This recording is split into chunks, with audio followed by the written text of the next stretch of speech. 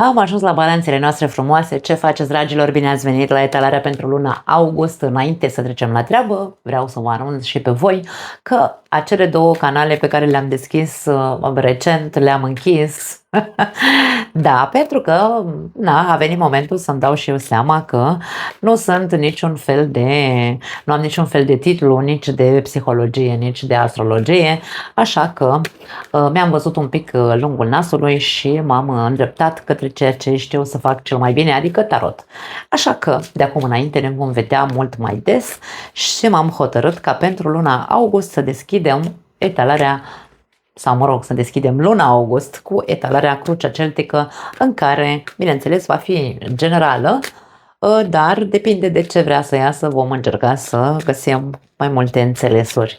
La sfârșitul acestei etalări vom scoate o carte din acest oracol ca să vedem, nu știu, o altă concluzie sau un sfat sau ce vrea să iasă în funcție de cam cum se vor lega mesajele din etalare cu mesajul din oracol. Hai să vedem energia voastră. Wow, energie de luptător. Avem aici un cavaler de spade. Poate că unii dintre voi sunteți cumva furioși, veniți furioși. Ceva s-a încheiat în viața voastră în ultima perioadă, poate, nu știu, ori s-a încheiat, nu știu dacă neapărat o relație, dar poate fi o relație de prietenie sau un job, pentru că aici poate fi o relație cu o figură de autoritate, un șef și așa mai departe. Poate ați încheiat ceva și însă voi ați rămas cu o furie în interiorul vostru asupra acestei figuri de autoritate. Fie el că este un părinte, fie că e un șef, fie că e un partener de viață, habar n-am, poate fi. Da? Vă văd destul de așa, încinși. Sunteți pe acțiune, vreți să rezolvați anumite lucruri pe care totuși, chiar dacă s-a încheiat o relație, o situație, e ca și cum, nu, ceva mai am eu ceva acolo, ori un dinte împotriva acestei persoane, ori mai am ceva de spus și va trebui să spun că nu pot să țin în mine. Există această, hai să spunem, revoltă interioară, furie, frustrare. Situația, wow, 9 de spade. Este un consum foarte mare. E acel ceva pe care tu vrei să-l rezolvi, această frustrare pe care o ai, te consumă în exces.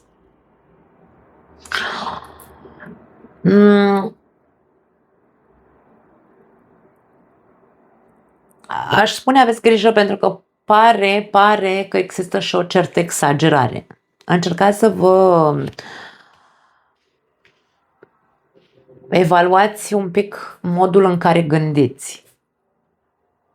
Nu spun că nu s-a întâmplat ceva între tine și acea persoană sau, mă rog, situația care a fost. Nu zic că nu ți-a făcut rău. Ba da, pentru că în 9 de spade există 3 spade înfipte exact în capul acestei persoane, însă celelalte 6 spade sunt în aer, nu-i ating corpul sub nicio formă. În această carte nu se vede la fel de bine ca în tarotul clasic, dar există o situație care într-adevăr ți-a făcut rău, te-a dezamăgit, te-a durut, te-a deranjat. Dar restul poate fi în floritura minții noastre. Exagerăm cu cât de mult rău mi-ai făcut, nu te iert, nu o să te las, nu știu, habar n-am, o să mă răzbun. Sunt gânduri prăpăstioase care nu ne dau pace nici măcar noaptea, ca să putem să lăsăm mintea să se odihnească, ca să vadă lucrurile altfel. Da. Hai să vedem ce amănunte găsim acestui 9 de spade. Un alt cavaler de bâte și rege de spade, exact ce am spus. E o cauză pentru care tu lupți. Pare că este o cauză pentru care tu lupți. O nedreptate care ți s-a făcut, o dezamăgire de care ai avut parte, dar aici e vorba de, ok, poți să acționezi, dar ai grijă că poți să acționezi cu armele în mână, da? Aici limba ascuțită acompaniază acest cavaler de spade, din punctul meu de vedere cel puțin.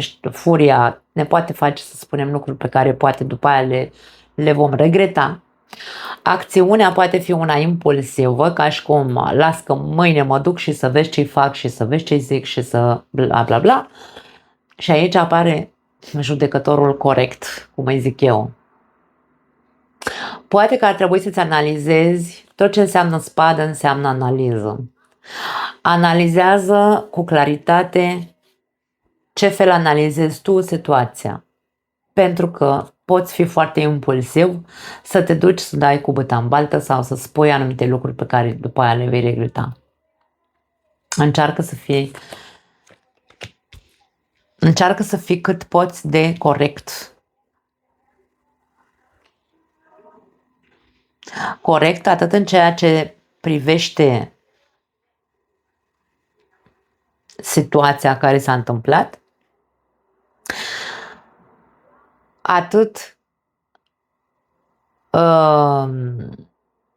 atât cu situația cât și cu ceea ce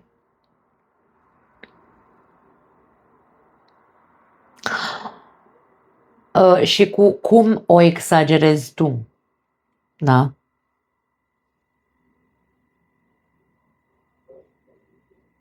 Aici e un fel de sfat pentru unii dintre voi care vă zice așa: protejați-vă de propriile gânduri.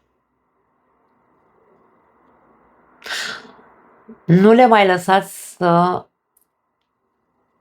vă provoace propriile voastre gânduri, să vă provoace stări de anxietate, de depresie și așa mai departe. Nu.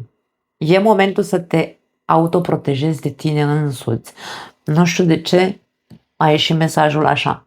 În mintea ta nu-i vei da drumul aceste situații. Deci tu ții cu dinții la situația asta. Nu știu ce să spun mai mult de atât. 4 de monede este cartea celui care, uite la aici cum strânge la piept, aceste monede sunt proprietatea lui. Ceea ce eu gândesc așa este, e un soi de căpoșenie, e un soi de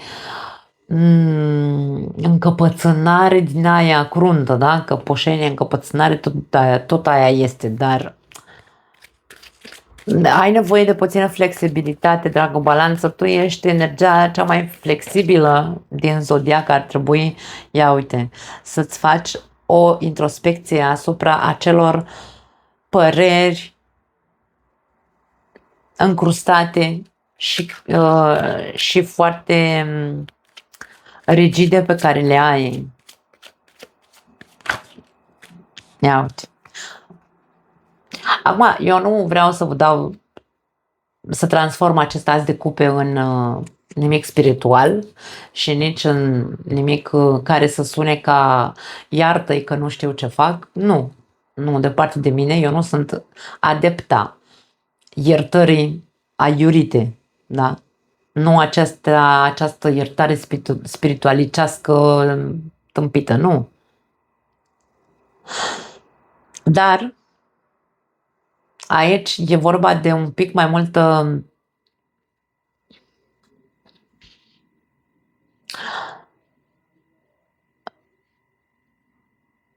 asul de cupe e asul iubirii, mai multă iubire, dar nu iubire față de, ca să nu fiu înțeleasă greșit, nu iubire față de cel care te-a rănit, ci iubire față de tine. Pentru că cel chinuit în povestea asta ești tu, nu celălalt, da? Tu ești la care e furios, tu ești la care e impulsiv, supărat, nu, celălalt e un împărat. Este de neatins.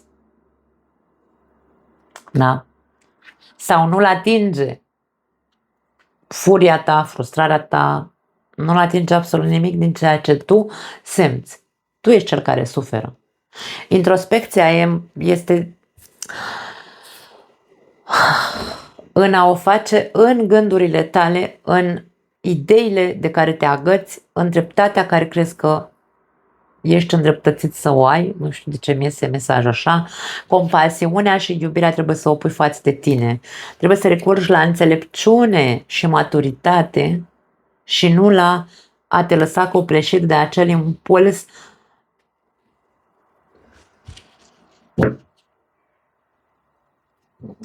de furie, de răzbunare și așa mai departe, da? Compasiunea față de tine. Ce nu știi sau ce ai în subconștient, avem nebunul. Ce nu știi este că tu poți oricând să începi o viață nouă, să începi, nu știu, da, hai să spunem o viață nouă, nu e vorba despre o nouă relație sau nu, pentru că aici nu am nicio conotație de relații, poate că o relație, dar poate fi orice soi de relație. Tu poți să o iei de la capăt în orice moment, atunci când vei decide. Da. Atunci când te vei hotărâ să renunți la aceste gânduri prăpăstioase sau la aceste exagerări. Na. Uite ce a căzut din nou. 9 de spade și ego-ul. Aici, dacă e o chestiune de ego, dragă balanță, na. Nu știu ce să spun. Dacă ego-ul tău îți spune că tu trebuie să faci anumite acțiuni și doar așa te vei simți satisfăcut, să sufere și celălalt, da? Să moară și capra vecinului, cum zicem noi. E ca și cum refuzi acest nou început. Îți refuzi o viață fără bagaje, îți refuzi o viață nouă doar pentru că, uite, că spuneam mai devreme, cu acele 3 spade înfipte în cap și restul spadelor sunt în eter, da? Ne refuzăm practic de multe ori din cauza ranchiunii și a furiei pe care o avem în interiorul nostru, ne refuzăm o viață nouă. Și ne alimentăm. Este un cerc vicios de alimentare, gândurile noastre, ego-ul nostru, pardon, se alimentează de gândurile noastre, iar gândurile noastre sunt alimentate de ceea ce ne spune la rândul lui ego-ul nostru și uite așa, un cerc vicios de anxietate, un cerc vicios în care mă duce în depresie, da? Și aici este despre, ok, ceea ce tu nu știi este că trăiești constant de ceva vreme.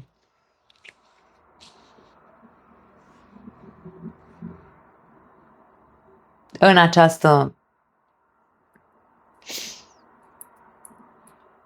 acest tururu mental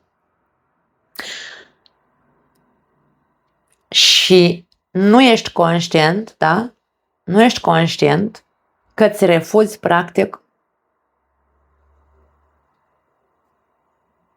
că refuzi o viață nouă.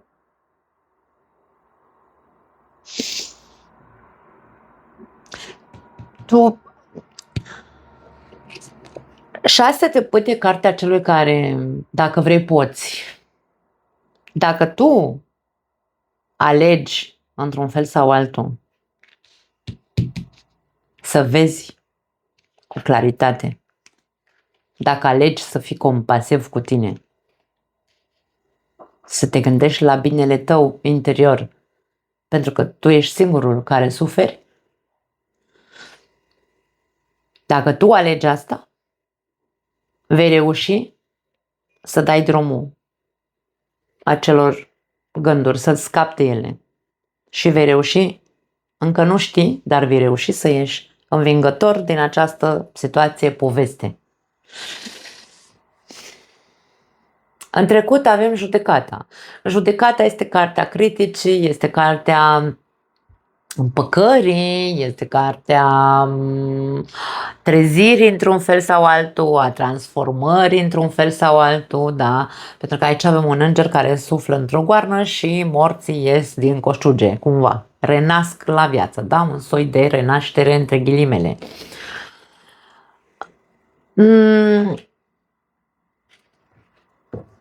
Poate unii dintre voi ați încercat să, nu știu, ia uite, ați încercat să vă vindecați, să renașteți, să vă dați o nouă șansă în viața asta, dar ceva n-a funcționat în ceea ce te privește. Critica. Critica, atenție, critica ne poate face foarte mult rău. Critica și autocritica, pentru că aici putem să fim în poziție în care ne blamăm pe noi. Îl blamăm și pe celălalt sau dacă nu îl blamăm pe celălalt și ne blamăm doar pe noi, aici ne autocriticăm într-un mod exagerat. Am fost un prost, o proastă, de ce am făcut, cum am putut să fac aia, să spun aia, sau să tac, cum am putut să nu știu ce, și s-a adunat în mine o mare, uite așa, o mare frustrare și îmi vine să mă duc să fac, să dreg, să... Dacă aici e vorba despre faptul că tu, în ultimile luni, poate ai văzut cât de mult rău îți faci singur, dar n-ai transformat nimic, nu te-ai ridicat din acea autocritică și ai ajuns deja în depresie, ce să zic, dragă balanță, cere ajutorul. Aici avem caută soluții. Nu mai spune că nu există, nu pot, n-am bani, terapie, da? Terapie sau un ghid sau ceva putem găsi și fără bani. Când tu te apuci să cauți un articol care să aibă legătură cu povestea pe care tu ai trăit-o sau un material pe YouTube, da? Și asculți cu foarte mare atenție și orice lucru îl asculți te duce către introspecție și către iubire față de tine, n-ai nevoie de terapie. Când ești atât de jos într-o depresie, dar te agăți de scuza, nu cred în psihologi, nu am bani, habar n-am, dar sunt doar scuze, atenție, îți refuzi practic vindecarea, îți refuzi practic ieșirea din depresie, îți refuzi practic viața, cum am zis. Nu pot să spun mai mult de atât, dragii mei, chiar nu am cum să desfășor mai mult de atât această imagine a acestor cărți. În următoarele 3 luni de zile avem 3 debute. Poate că nu ar strica, în loc să stai așa, să mai stai aici în această stare mentală de buclă, poate că ar trebui, începând cu luna august, să începi să te uiți așa în zare și să te întrebi, băi, dar eu ce vreau de fapt? Eu ce vreau de la viața asta? Ce vreau eu să trăiesc?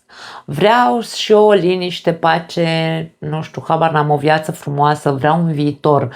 3 de bâte e cartea viitorului, e cartea vizionarului, e cartea celui care se uită și știe unde vrea să ajungă în 3 luni, 3 ani, nu contează, da? În viitor. El știe ce își dorește pentru viitorul lui. Când începem să contemplăm, pentru că 3 de bâte este și cartea celui care vede panoramic, vede întregul tablou al poveștii.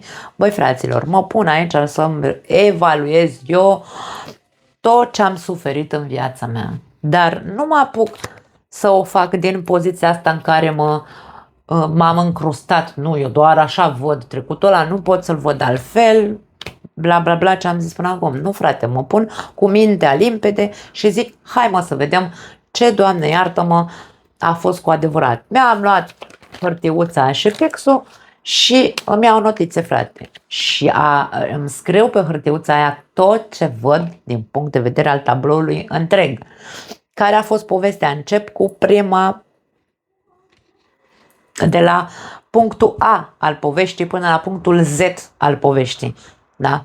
Nu mă opresc la A, B, C, D, E și atât, dar nu mai văd restul. Nu. Trebuie să pun tot pe hârtie. Deci aici e vorba despre cel care vrea să aibă altceva, să trăiască altceva în viața lui, ceva mai luminos, ceva mai frumos, este cel care vede panoramic, este cel care vede tot. Da? Și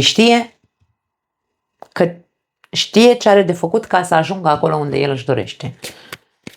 Hai să vedem cu ce vine acest 3 de bâte. Cu 4 de spade și cu 4 de bâte.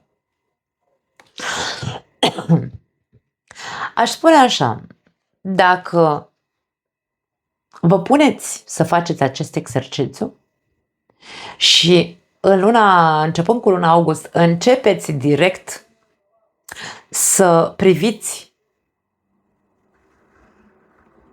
povestea asta cu adevărat, într-un mod lucid,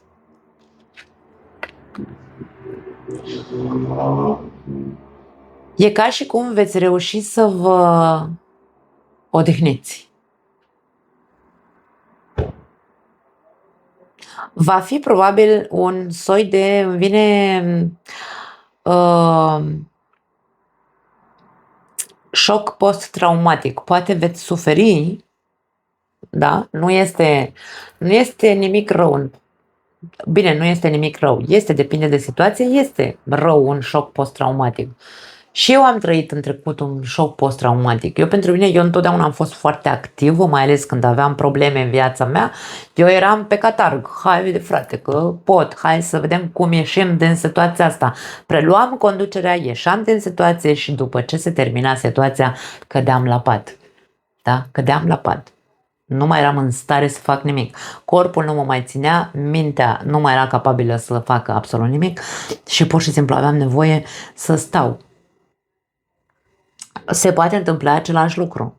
Nu este ușor, pentru că eu înțeleg situația voastră. Nu e ușor să dăm drumul acelor idei, gânduri, critici și așa mai departe, de care ne-am agățat ani de zile. Da? Pentru că este ceva învățat, este ceva în buclă în noi înșine. Dar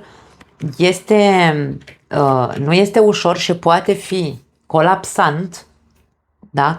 În momentul în care ajungem la concluzia ce vreau eu de fapt pentru mine, pentru viața mea.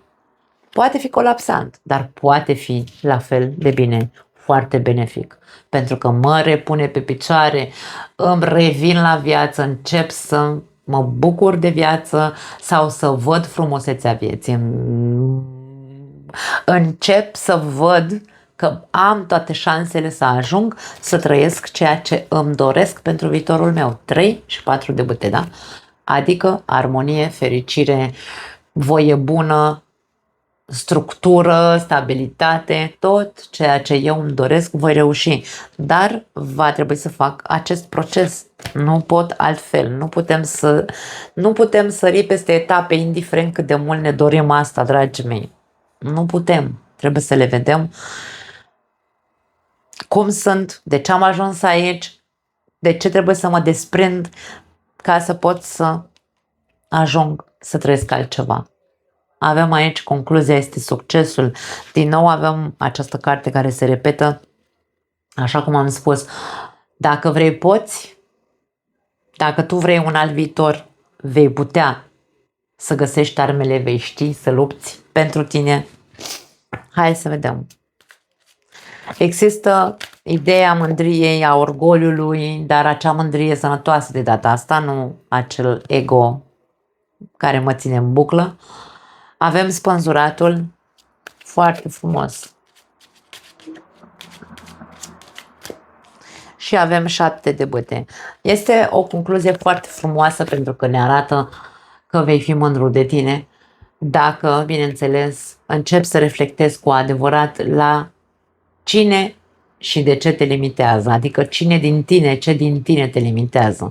Dacă ajungi la concluzia după stat și reflectat și văzut situația din toate perspectivele și dacă ajungi la concluzia că ego-ul ăsta pe care îl vedem aici în inconștient, în subconștient, te menține, da? Ajungi la concluzia că ego-ul este cel care te frânează, ego-ul este cel care nu te lasă să începi această viață nouă, atunci e ca și cum începi să lupți. Nu împotriva ego-ului, ego-ul nu-l putem distruge și nici nu e normal să-l distrugem, să-l eliminăm.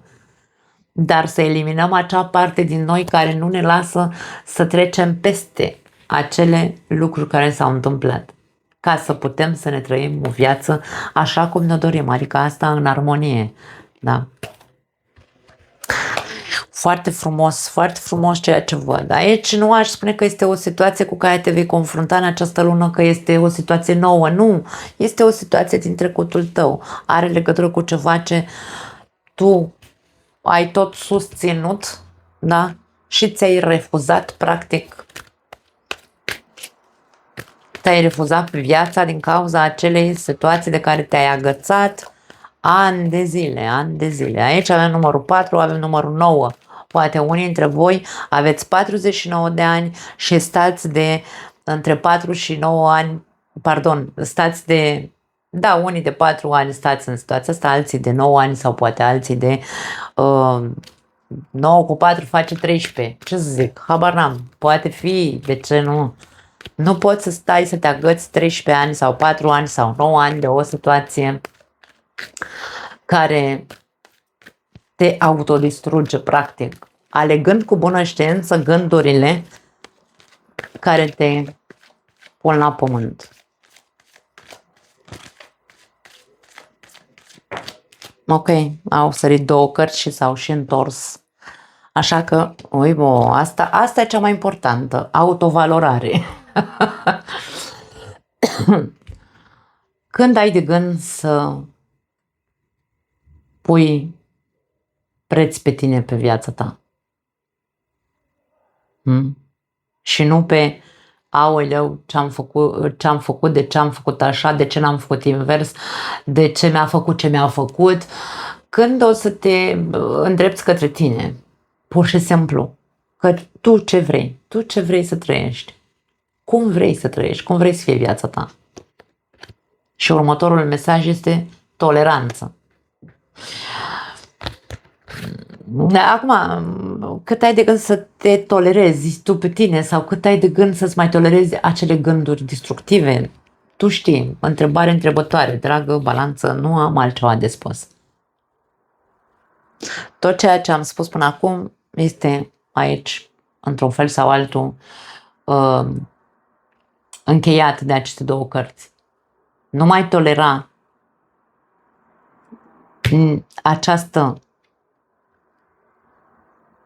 aceste gânduri, această buclă egoică și gândește-te la tine și la viața ta și la ce vrei tu să trăiești. Nu mai am altceva. Ocupă-ce, ne vedem data viitoare.